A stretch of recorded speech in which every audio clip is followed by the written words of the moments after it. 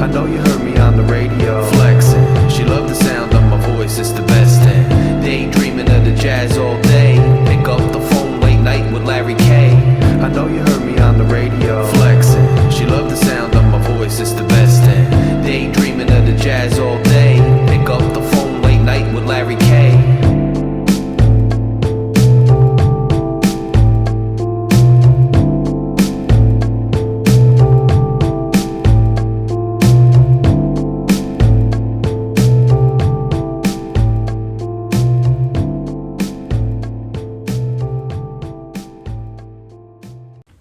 Fury fam, welcome to another edition of Phin-Addict Fury with your host Larry K.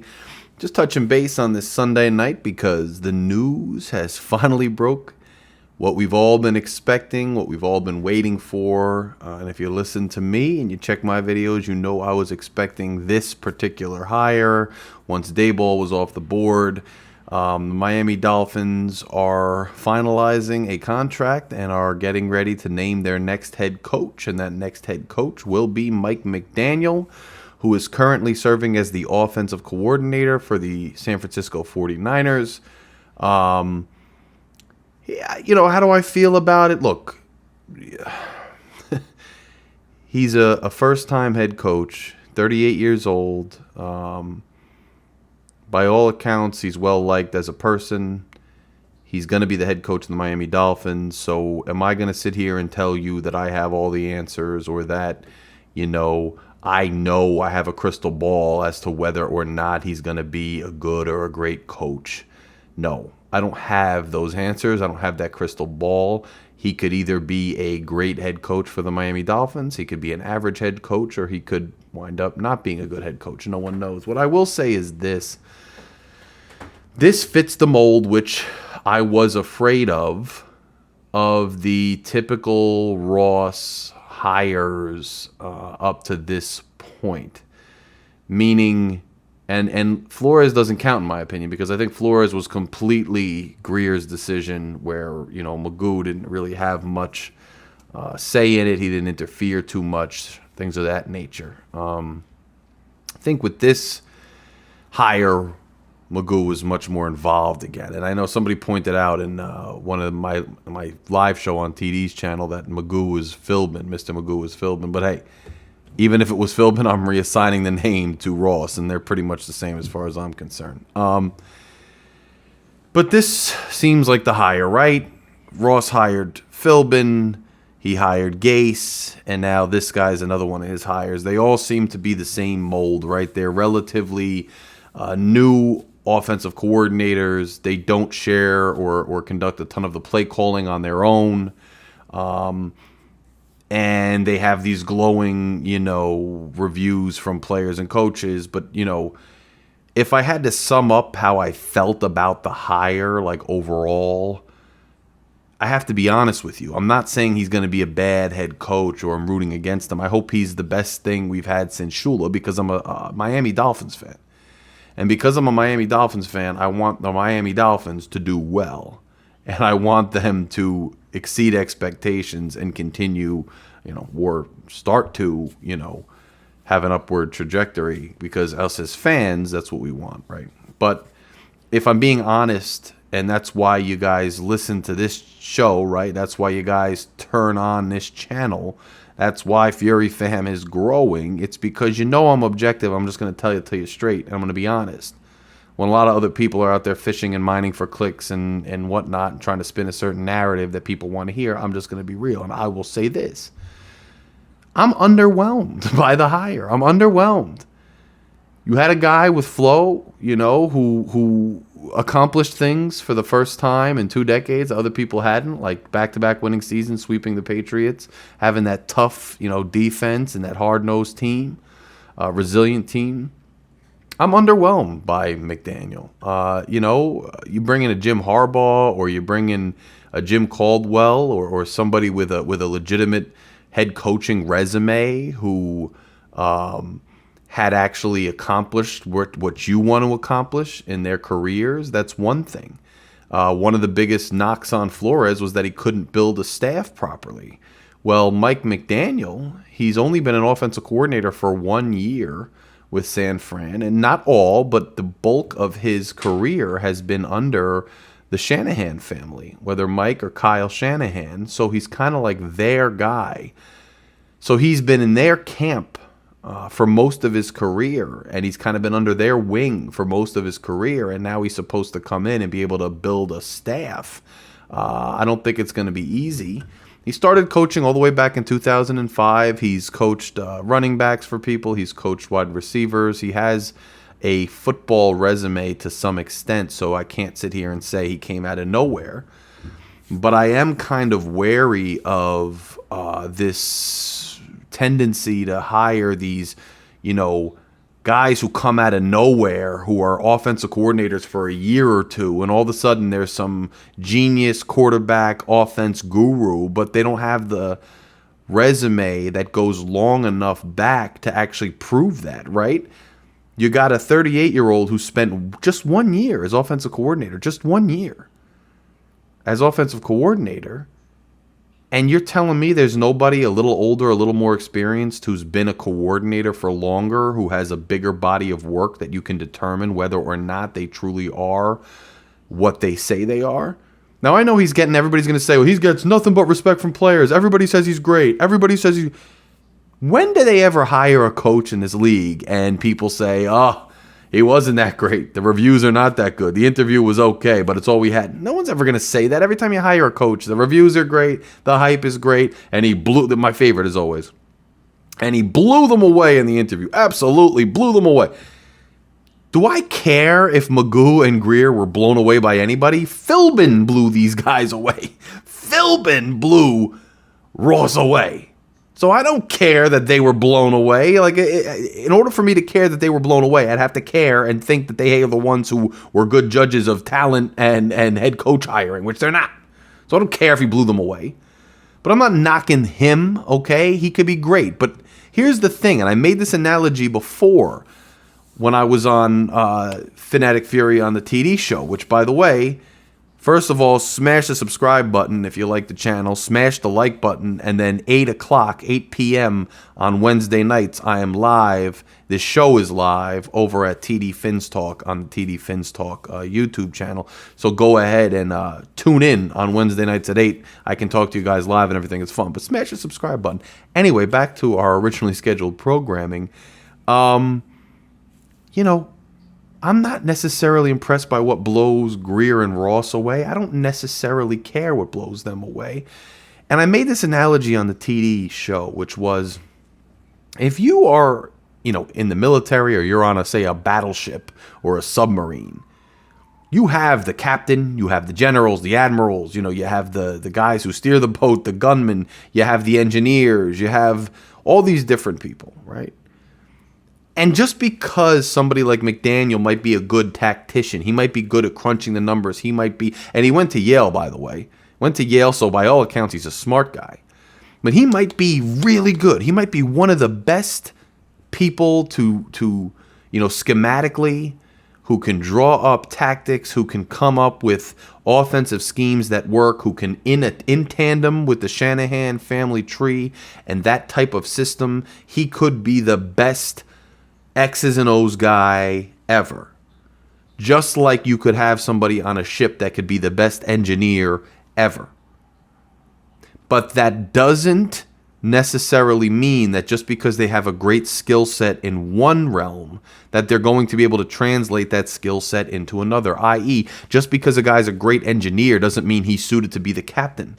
Just because a guy is a great, schematic X's and O's guy as part of a coaching brain trust does not mean he's suited or has the proper skill set to be a head coach.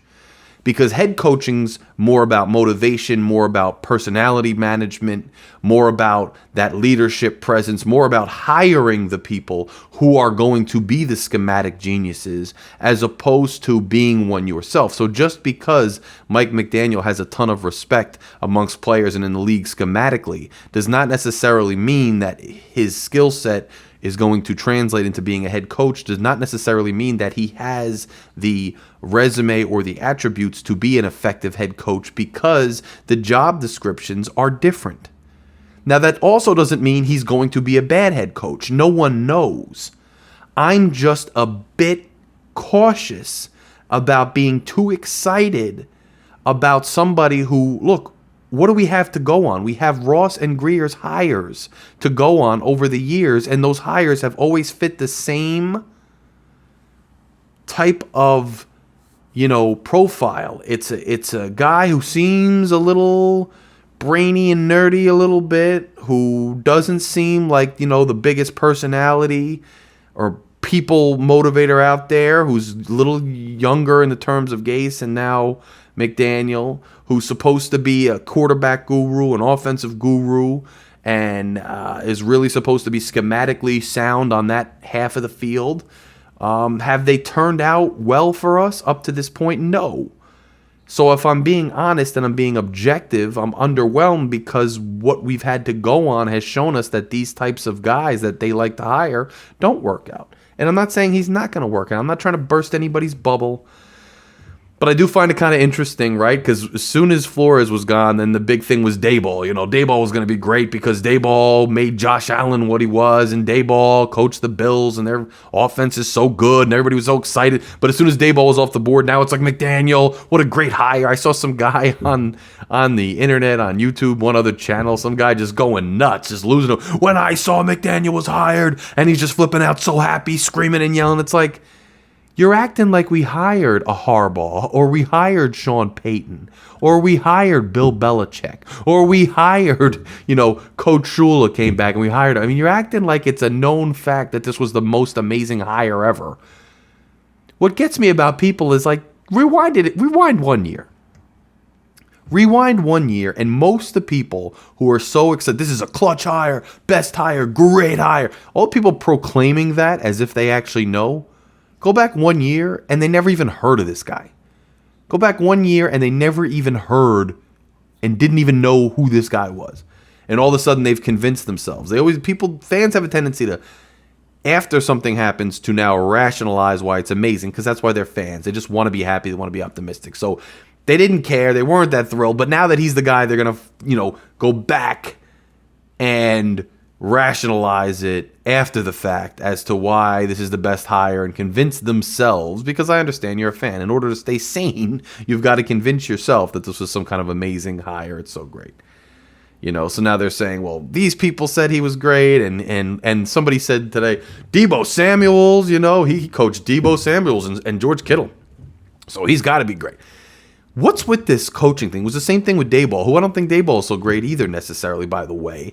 What's with this idea that you constantly assign really talented players success to whoever was coaching them? So he was the run game coordinator before this previous year. So were Kittle and Deebo not good before last year because he was only coaching them and had anything to do with the passing game as of this year? So unless they miraculously were terrible and then they got great under him in 1 year, then it doesn't really matter. If coaches were everything and player talent was so much less important, then we wouldn't get so hung up and excited about draft days and free agency and trades. I'm not saying coaching doesn't matter, but the way people look at like a talented roster, it's just crazy to me how so many are so quick to anoint these coaches as geniuses for 1 year of success or 2 years of success, because the players on their team are superstar players. Like, it's no coincidence that Daboll did not have a name or buzz for being a head coach for the 15 years he was an offensive coach in the NFL until he started coaching Josh Allen and Diggs and all of them on the Buffalo Bills. Like, all of a sudden he became a genius, or did he finally just have great players that made him look good? Now, I'm not knocking McDaniel or saying McDaniel's not a good football mind or anything. By all accounts, McDaniel's a great football mind. By all accounts, McDaniel has a lot of attributes that can do well schematically as far as running an offense. But does that make him a sure thing for a head coaching job? No.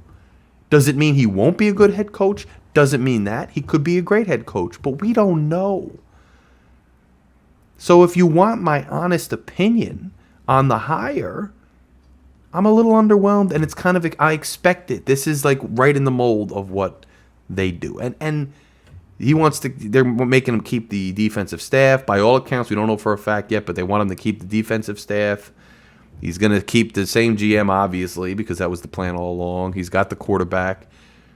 You got to think to yourself, too, would the best coach that everybody else was after, like, did we hear any buzz that any other team was hot on McDaniel's trail because they wanted him? I haven't heard anything. And would somebody with a ton of options, you got to ask yourself that, would somebody with a ton of options be, taking all that nonsense? Like, if he had a ton of options, why would he take a job where he's got to keep the defensive staff, or he's got to be stuck with the same GM, where there's all the controversy around the franchise? I mean, I'm not knocking him, but it's like, don't act like this was a splash, home run, huge hire. Arguably, it's like a lateral for the team if he's as good as Flores, and hopefully he could be better than him over time. But this isn't like we got rid of Flores and all of a sudden this new guy is like verifiably better, like a Jim Harbaugh who has had really ample success in this league. So I'm taking a wait and see approach to the hire. I'm underwhelmed, but I'm not doubtful. I'm not against him. He could probably, hopefully, do a good job in turning this offense around to an extent. Hopefully he can implement certain systems and it can implement certain packages and certain schemes that will enable us to get the most out of our personnel, i.e. Tua. Hopefully he can bring a fresh perspective to our offense and do well. I do worry that it seemed like Flores is the one who started, when he started more directly calling the defense last year, that we got better. So I wonder if Boyer is really the one who's going to, keep that defense where it was. And I wonder how sticking a new personality who's young, relatively inexperienced, with relatively few connections outside the Shanahan tree in a McDaniel is going to command respect and relate to the guys who have been there, who were Flo's guys, and then to the new players, some of who were Flo's guys, some of whom were not, and how he's going to bring in a staff. And I'm just always very wary of these young guys in this league who just get elevated so quickly. Like it's 1 year, never heard of them, and then within 2 years, because of whatever reason, they're just all of a sudden like the top candidate out there. And it seems like if there's any team that constantly falls for that and hires those guys and then gets burned, it's Miami. So, look, I don't know. We'll see what happens. I'm going to wait to hear a little bit more about his plans, a little bit more about what he thinks he can do with the team, what his vision is for the team. I definitely want to see his hires. Like, if you start seeing some reputable staff coming in here who we see as people who we know of and we know that they are going to do a really good job, or they have a good history of doing a good job, and they command respect, then you're going to, see my opinion start to evolve, because then you'll be, showing that he commands enough respect that other coaches with reputations want to work for him. But if his hires are underwhelming and other people we hadn't heard from and just other people who were, lower on the totem pole in his previous stops, then it's going to cause me to continue to kind of say, I don't know. So it just seems like a typical Magoo, a typical Greer hire. It seems like the exact mold that they continuously go with. I don't like how he's stuck with the defensive staff and the GM, because now he has another built-in excuse. So say 2 years go by and he's not successful, he can just say, well, I never had the GM that I chose. I never had the defensive coaches that I chose. I never had. Then, they rinse, repeat, and they bring in a GM and they bring in a new defensive coaches. And then if he goes another year or two, doesn't do well, now all of a sudden that GM says, well, I never had my coach. I want my coach. And we keep going in this. And I complained about that from the beginning. It was one of the biggest things I was worried about with this hiring search. So the hiring search kind of played out how I thought. And again, I'm not trying to rain on anybody's parade. I'm not trying to ruin enthusiasm. I know that football is entertainment in addition to our daily lives, and football is how a lot of us just want to get through, the week and enjoy ourselves. And so you want to just have fun and explore what he's going to do and just enjoy it. And I'm not trying to knock anybody for that. And in the coming weeks, I will be talking about the vision he plans to implement. I will obviously be encouraged if it's encouraging what we're seeing, and I'll get behind him, obviously, because he's the head coach of the Miami Dolphins now. But if you're asking for my actual, authentic, objective reaction the night of the hire, I'm telling you what it is. And it is what it is. Like, I can't fake it. I'm not particularly optimistic long term. Do I know? No, I don't know. I mean, I'm not involved in the NFL to that level. So for all I know, I'm full of it. And just tell me to shut up. It is what it is. I mean, but that's just my actual reaction. And I bet several other people have a similar reaction. And it is what it is. But look, hopefully it works out with McDaniel. I'm excited to see what he says. I'm excited to hear what his plans are. And to see where we go from here. But look, kind of an expected hire, nothing that blows our minds, fits the mold of what Ross likes to do and who he likes to hire. And we will see how much success he has going forward. He has had success at some of his previous stops. Like I said, by all accounts, he's a very smart football mind, and he's somebody who is obviously an intelligent person on his own accord. So we'll see what he can do for the Dolphins. We'll see how he implements his management style, and we'll see how it plays with players and other coaches. And then, hey, Fury fam, it's just another ride, another chapter in our long, tortured fandom with this team. And we will see, how it turns out. That's all we could do, right? We could just see how it turns out. So that's where we are. The Mike McDaniel era is commencing. It is beginning. It's the dawn of a new chapter. Let's see how it goes. It's going to be an interesting offseason. Guys, if you haven't already, please take the time. It's right under me. Just smash the subscribe button. There's tons of Fins content we have. I'm constantly active on here, dropping new Fins content. Anytime there's a big news story, you can usually count on me being here and putting something out and giving you an objective, balanced and real opinion and analysis on what is occurring. And Fury fam is strong. We continue to grow, so welcome to it. If you hit the subscribe button, smash the like button, and you see I engage all the time in the comments, so if you got anything on your mind, go ahead and comment below. And guys, once again, join me at 8 o'clock Eastern time every Wednesday night on TD Fins Talk. I do a live show, and we can interact and discuss things, and it's a lot of fun when we're kind of have that back and forth, and you guys are talking to each other while I'm riffing here on the mic. So, look, everybody enjoy your Sunday night. The week's starting tomorrow. I'll see you all Wednesday on TD Fins Talks channel, live at 8.